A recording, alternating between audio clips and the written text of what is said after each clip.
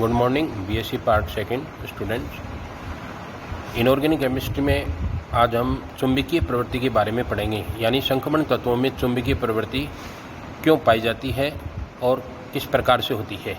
ये सभी तत्व या इनके यौगिक हैं वो चुंबकीय गुण दर्शाते हैं। चुंबकीय प्रवृत्ति संक्रमण तत्व इनके यौगिक चुंबकीय गुण दर्शाते हैं, क्योंकि इन तत्वों के यौगिक में डी कक्षक यानी धातुओं में डी कक्षक है वो अयुग्मित अवस्था में उपस्थित होते हैं। इस कारण चुंबकीय गुण पाया जाता है। अतः तत्वों में चुंबकीय प्रवृत्ति निम्न प्रकार की होती है। प्रतिचुंबकीय, जब किसी संक्रमण तत्व या यौगिक के बाह्य चुंबकीय क्षेत्र में रखा जाता है तो ये तत्व या यौगिक बाह्य चुंबकीय क्षेत्र की बल रेखाओं को प्रतिकर्षित करते हैं और या फिर ये चुंबकीय बल रेखाएं अधिक दूरी से गुजरने लगती है। इस कारण ये प्रतिचुंबकीय गुण दर्शाते हैं। इसके एग्जाम्पल हैं स्केडियम +3, टाइटेनियम +4, कॉपर +1, Zn+2। स्केडियम +3 और टाइटेनियम +4 में कोई भी अयुग्मित इलेक्ट्रॉन उपस्थित नहीं होता है, यानी इसमें 3d0 विन्यास पाया जाता है। इसी प्रकार से कॉपर +1, Zn+2 के अंदर 3d10 इलेक्ट्रॉनिक कॉन्फ़िगरेशन होने के कारण से यानी एक भी अयुग्मित इलेक्ट्रॉन उपस्थित नहीं होता है, इसलिए ये प्रतिचुंबकीय गुण दर्शाता है। नंबर 2, अनुचुंबकीय गुण। जब किसी संक्रमण तत्व यानी धातु या उसके यौगिक को बाह्य चुंबकीय क्षेत्र में रखते हैं तो वह बाह्य चुंबकीय क्षेत्र की बल रेखाओं को आकर्षित कर अपने अंदर से गुजरने देता है। इस प्रकार ये यौगिक अनुचुंबकीय गुण दर्शाते हैं।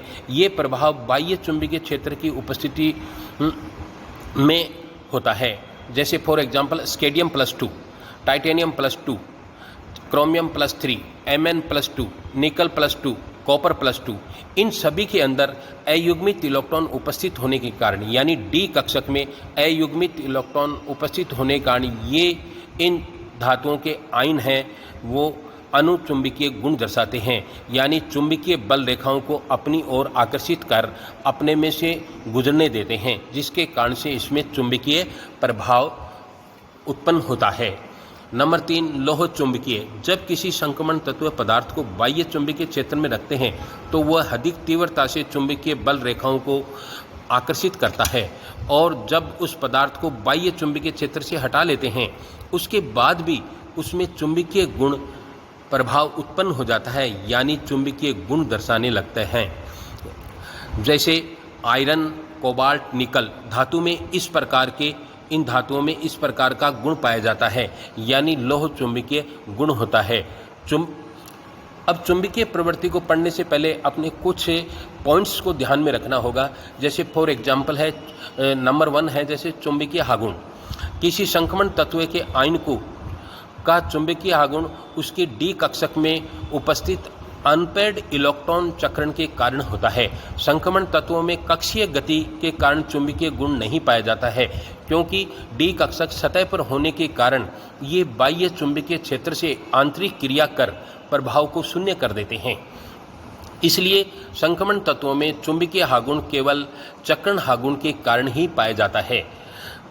चक्रण आघूर्ण जब इलेक्ट्रॉन अपनी एक्सिस पर घूर्णन करता है तो वह अपने चारों ओर एक चुंबकीय क्षेत्र उत्पन्न करता है, जिसे अपने चक्रण चुंबकीय आघूर्ण कहते हैं। चुंबकीय ध्रुव यानी मैग्नेटिक पोल, चुंबक के सिरों के पास वाले बिंदु जहां आकर्षण बल अधिक होता है, जिसमें चुंबकीय बल रेखाएं गुजरती हैं और उसे चुंबकीय ध्रुव कहते हैं। इकाई ध्रुव, 2 सजातीय व समान परिमाण के ध्रुव को निर्वात में 1 मीटर की दूरी तक जो बल लगता है उसे इकाई ध्रुव कहते हैं। तीसरा पॉइंट, ध्रुव सामर्थ्य। किसी चुंबकीय ध्रुव में जितने इकाई ध्रुव द्वारा लगने वाला बल है वो कुल ध्रुव सामर्थ्य कहलाता है।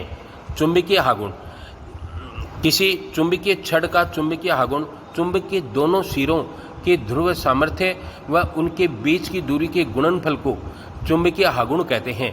Mu = m/l। म्यू है चुंबकीय आघूर्ण, m है द्रव्यमान और L है दोनों ध्रुवों के बीच की दूरी।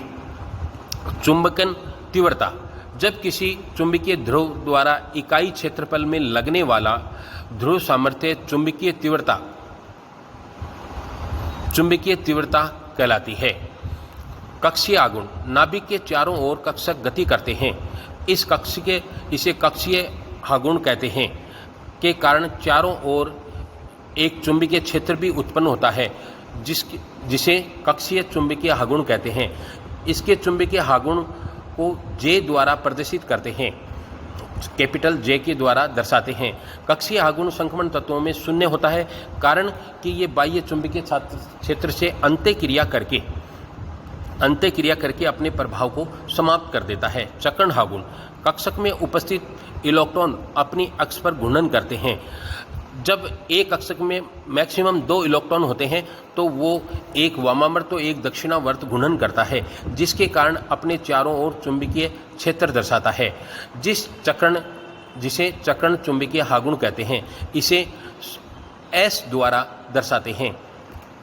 इस प्रकार किसी पदार्थ का अनुचुंबकीय गुण जिसमें एक या एक से अधिक अनपेयर्ड इलेक्ट्रॉन होते हैं कक्षक में, तो वो अपनी एक्सिस पर घूर्णन करके चुंबकीय गुण दर्शाते हैं। इस प्रकार mu is equal to S plus J बराबर mu is equal to 4S S plus 1 का होल प्लस J प्लस 1 का होल अंडर रूट।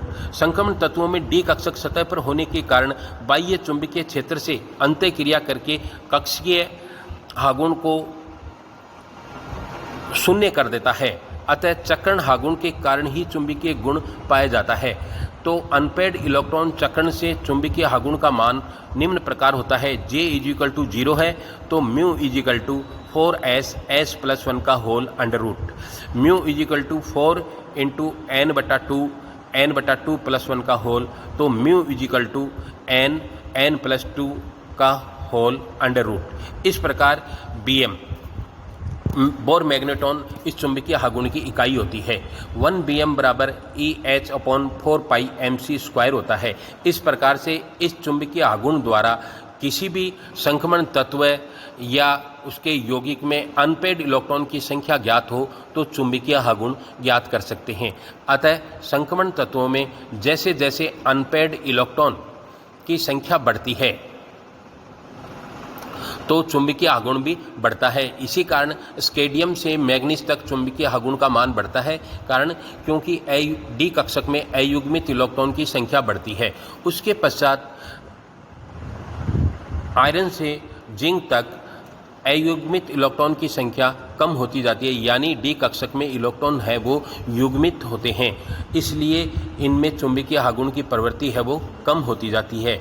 चुंबकीय आघूर्ण अनपेयर्ड इलेक्ट्रॉन की संख्या के समानुपाती होता है, इसलिए आयन, अनपेयर्ड इलेक्ट्रॉन और चुंबकीय आघूर्ण। अब देखिए इसमें टाइटेनियम +3 वेनेडियम +4 है, तो यहाँ पर इन दोनों आयनों के अंदर अयुग्मित इलेक्ट्रॉन 1 होता है, तो इसलिए जब अपने इस सूत्र के अंदर म्यू इजिकल टू n+1 का होल अंडर रूट होता है, तो यहाँ पर आप n है अनपेयर्ड इलेक्ट्रॉन की संख्या, तो यहाँ पर अनपेयर्ड इलेक्ट्रॉन 1 है, तो इसका चुंबकीय आघूर्ण अपने निकालेंगे म्यू का मान 1.79 Bm प्राप्त होता है।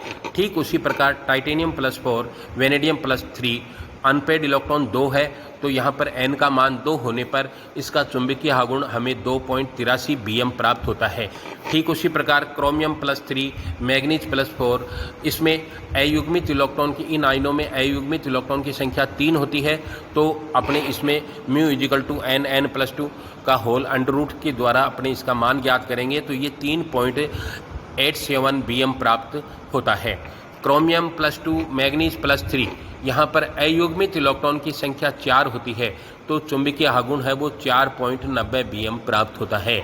ठीक उसी प्रकार मैग्नीज है, तो मैग्नीज में 3d5 विन्यास, आयरन +3 है तो इसमें भी 3d5 इलेक्ट्रॉनिक विन्यास होता है, यानी 5 अयुग्मित इलेक्ट्रॉन होने के कारण इसमें चुंबकीय आघूर्ण का मान है वो 5.92 Bm प्राप्त होता है।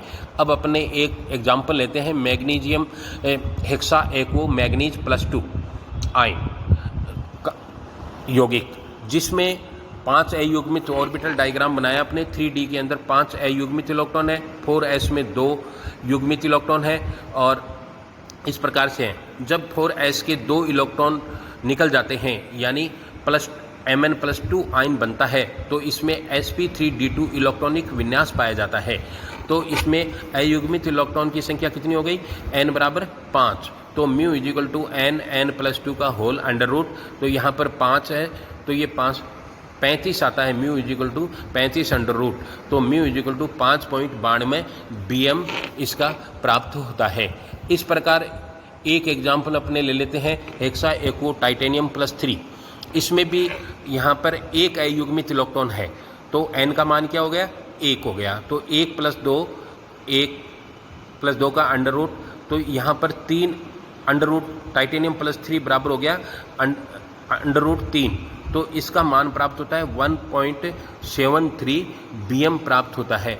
इस प्रकार से अपने किसी भी आयन में अयुग्मित इलेक्ट्रॉन की संख्या ज्ञात हो तो अपने यौगिक का चुंबकीय आघूर्ण है वो ज्ञात कर सकते हैं। इसी प्रकार से जैसे एक एग्जाम्पल है FeH2O का होल 6 + 3, इसमें 5.92 bm है।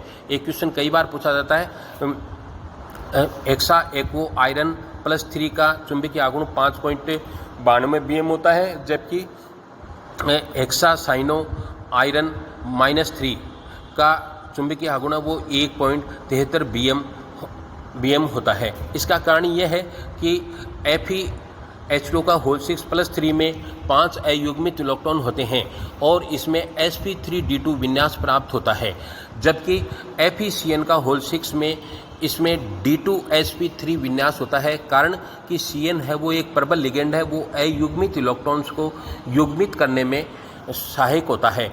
इसलिए इसमें जब इलेक्ट्रॉन युग्मित होते हैं तो 3dxy में 2 इलेक्ट्रॉन, 3dyz में 2 इलेक्ट्रॉन, लेकिन 3dzx में एक अयुग्मित इलेक्ट्रॉन होने के कारण से ये d2sp3 हाइब्रिडाइजेशन दर्शाता है, जिसमें एक अयुग्मित इलेक्ट्रॉन है वो उपस्थित होता है।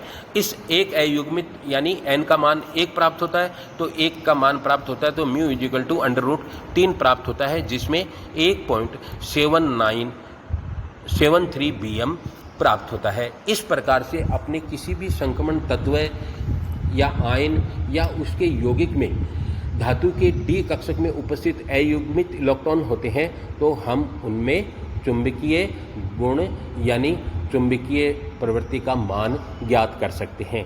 इस प्रकार से हम किसी भी धातु या आयन या उसके यौगिक में चुंबकीय गुण ज्ञात कर सकते हैं। Okay, thank you.